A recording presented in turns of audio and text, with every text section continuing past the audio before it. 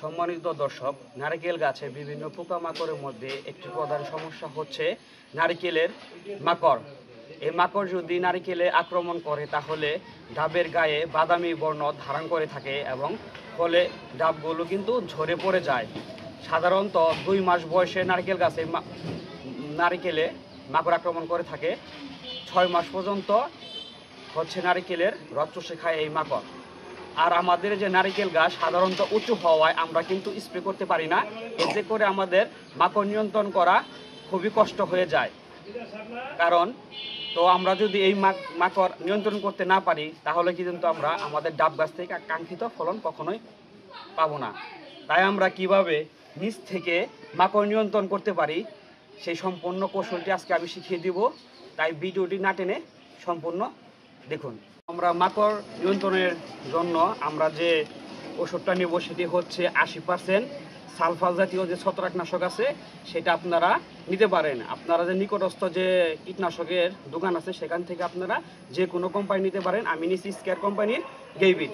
এটা আমরা আগে থেকে একটু গুলিয়ে রেখেছি। এই পাশে একটু দিকে দেখান, আমরা এই যে এই পাশে দেখেন গুলিয়ে নিয়েছি। এটা গোলাবো আমরা হচ্ছে প্রতি লিটার পানিতে 4 গ্রাম হারে আমরা মিশিয়ে নেব। এরপর আমরা কি করব, এগুলো হচ্ছে আমরা বোতলে ভরবো, ভালো করে বোতলে ভরবো। দেখেন যে এভাবে আমরা প্রত্যেকটি বোতলে আমরা ভরে নেব বেশি করে, ঠিক আছে। আমার কাছে হ্যান্ড গ্লোভস নেই, এই জন্য আমি আসলে হ্যান্ড গ্লোভস পরতে পারি নাই। এরপরে আমরা কি করব দেখেন, এই যে নারকেলের শিকড় আছে আপনি দেখেন, এই দেখেন শিকড়গুলো, এইভাবে যে শিকড়গুলো আছে আমরা কিন্তু সাদা অংশ বের করে নিয়েছি। আপনারা কিন্তু এইভাবে সাদা অংশ বের করে নেবেন। আমি একটা দেখিয়ে দিই, এই যে এইভাবে নিচের দিকে করেন, এই যে এইভাবে চেঁচে আমরা সাদা অংশ নিয়ে নিব, ঠিক আছে। তারপর দেখা গেছে যে নারকেল গাছ অনেক শিকড় হওয়াতে সাধারণত 10 থেকে 15টা বোতলের প্রয়োজন হয়। আমি আপনাদেরকে আজকে অল্প বোতল দিয়ে দেখিয়ে দিব। এইভাবে আমরা কি করব, চেঁচে নিব, ঠিক আছে। তারপর আমরা কি করব দেখেন, এই চেঁচে নিয়েছি, এইভাবে আমরা দিয়ে দিব, ঠিক আছে। দেখেন আমরা দিয়ে দিচ্ছি, আমরা আরো বোতলে দিয়ে দিব। দেখেন প্রত্যেকটি বোতলে ভালো করে ভরে দিয়ে দিব।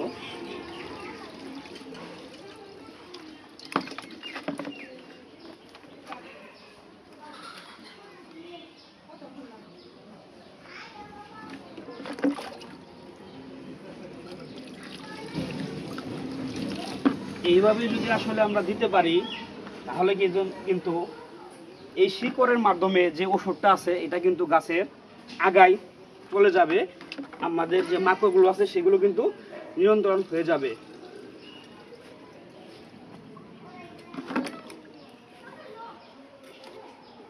আমরা এই যে এইভাবে এই পদ্ধতিতে আমরা কি করব, দিয়ে দিব। এখান থেকে এই শিকড়ের মাধ্যমে যে ছত্রাকনাশকগুলো আছে সেগুলো নারকেল গাছের উপরে চলে যাবে।